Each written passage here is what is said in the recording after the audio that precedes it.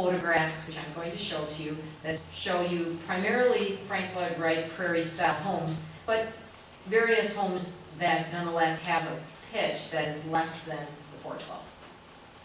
And just provides for another variety of architecture and style.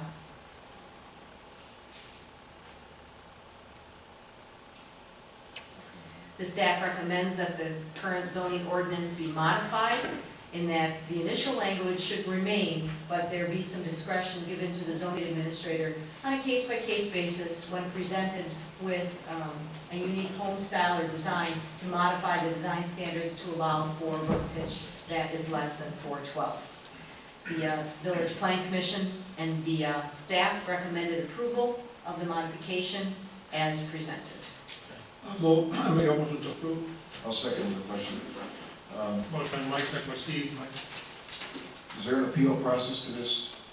Any decision of the zoning administrator can be appealed to the zoning board of appeals. Thank you. We have a motion and a second. Other comments or questions? Hearing none, those in favor? Aye. Opposed? So carries. The next item is item E, and that is to receive the planning commission recommendation and consider the request of Patrick Fenwick, Kenosha Unified School District for a certified survey map. This is to subdivide the property generally located on the east side of 39th Avenue at approximately 110th Street.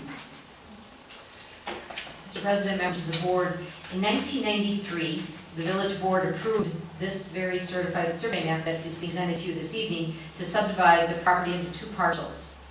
However, the certified survey map was never executed by the property owners and was never recorded at the Kenosha County Register of Deeds office. Although the CSM was not recorded, the land area shown as parcel 1 was conveyed by Matthew and Patricia Stahl and transferred to the Kenosha Unified School District. Parcel 1 is 66.5 acres with 1,124 feet of frontage on 39th Avenue. The property is currently vacant and it's zoned I-1 Institutional District and C2 Upland Resource Conservancy District.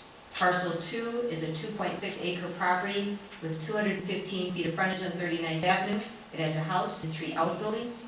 The property is currently zoned R4 Urban Single Family Residential District and a small portion is zoned C2 Upland Resource Conservancy District. Additional right-of-way is being dedicated on 39th Avenue. All outstanding assessments and taxes were paid at the time. According to the village records, there are no current assessments or taxes that are due on the balance of the property. Both lots meet and exceed the minimum requirements of their respective zoning classification, and the land division does conform to the land division and development control ordinance, as well as our comprehensive plan for this area. As you know, the Kenosha Unified School District has identified this land for a future middle school and elementary school site. At this time, the property owners that own parcel 2 are interested in conveying that parcel as well. And apparently this was some cleanup work that the property owners should have done back in 1993, but we're just following it up with action at this time so that this certified survey map can be promptly recorded. I make a motion to certify survey map. Second. Motion by Steve, second by Monica. The dedication of that along 39th Avenue, that's only on parcel 1 right now. It would be on both parcel 1 and parcel 2. So the house is pretty close to 39th. It is, and it would be non-conforming. Yeah, further comments, questions? Hearing none, those in favor? Aye. Aye. Opposed? So carries.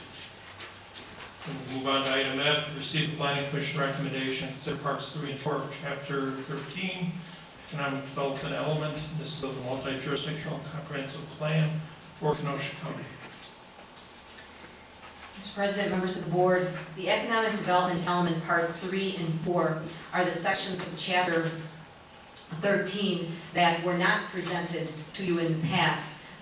They were just recently completed by Sewer PAC and by the Kenosha County jurisdictional comprehensive planning group, and it really contained a lot of follow-up information through their brainstorming events and other types of sessions where they gathered some additional information. So this is just the 3rd and 4th sections of that particular chapter. Previous sections were presented to you back in August. Part 3 is the economic projections and desirable businesses. It sets forth projected numbers of new jobs of existing jobs and new jobs in 2035, an assessment of desirable new businesses and industries, and an assessment of the county's strengths and weaknesses with respect to attracting those businesses and industries. Part 4 is the economic goals and objectives section. It sets forth economic development goals and objectives for the plan design year 2035. Future economic employment levels in the county are expected to be strongly influenced by the strength of the regional economy as relative to the rest of the state and nation. The Regional Plan Commission economic study, which was prepared as part of the regional plan program for Southeast Wisconsin, concluded that the regional economy is unlikely to be significantly increasing or decreasing in strength relative to the state or nation.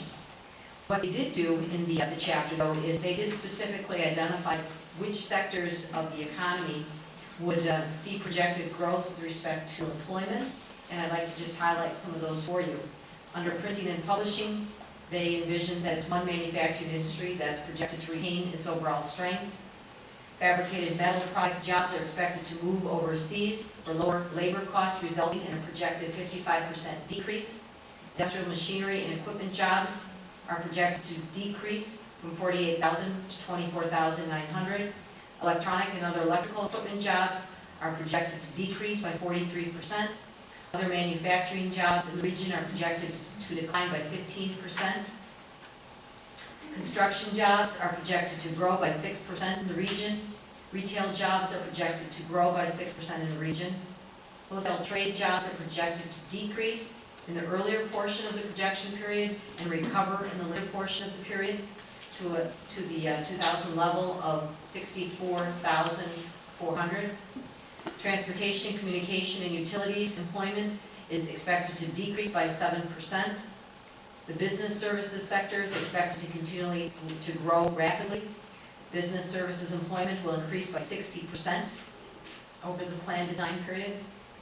Social services employment is expected to increase by almost 81%.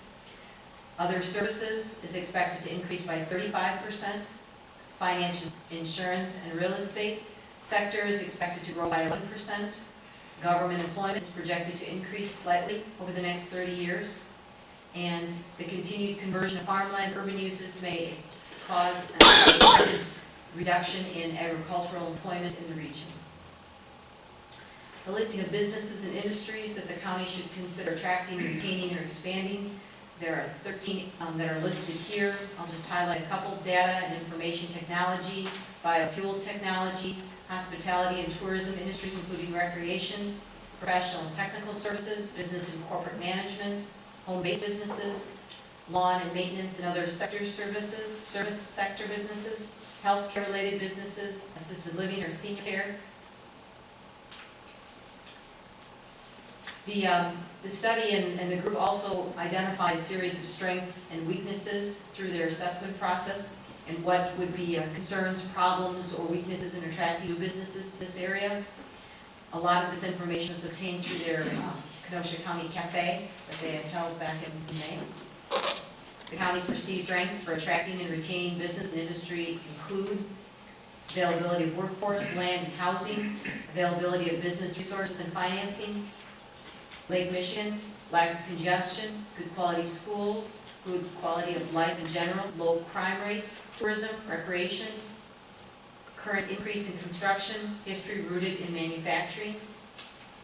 Strengths also include active organizations and community leaders committed